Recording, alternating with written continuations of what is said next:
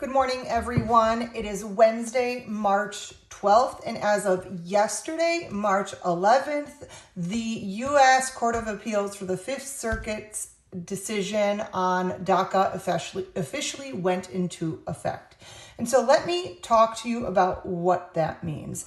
Back in January of this year, the U.S. Court of Appeals for the Fifth Circuit, which contains Texas, issued a really big decision regarding DACA, and it upheld a lower court's ruling that some parts of DACA were unlawful. Specifically, it confirmed that the state of Texas has the legal standing to challenge DACA, and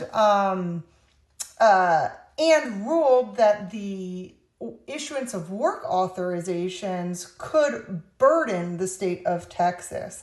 The court determined that DACA's provisions could be separated. So just because you under DACA have work authorization as well as deferred action, you can analyze those two things differently.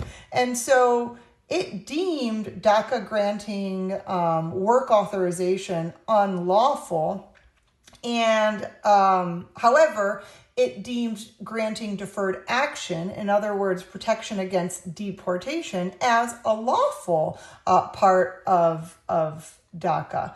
The court limited the injunction's application to Texas because Texas demonstrated specific harm, right? This means that DACA's benefits are actually restricted in Texas, although other states, aren't directly affected by this ruling.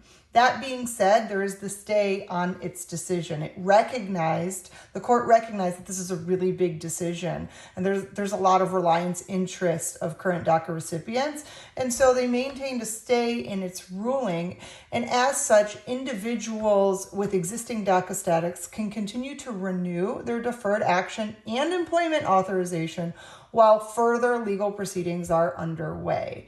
So technically, it would allow new applications to be accepted by USCIS, but not processed until this administration kind of takes further action or decides whether or not they are going to process, new applications. There's definitely a lot of ongoing uncertainty, and so I know that there's a lot of possible legislative action that might be taken, so we'll keep an eye out for that. There are a lot of organizations such as United We Dream and that have highlighted that these first-time DACA applications could potentially be adjudicated, although that is yet to be determined. So we'll see how this plays out.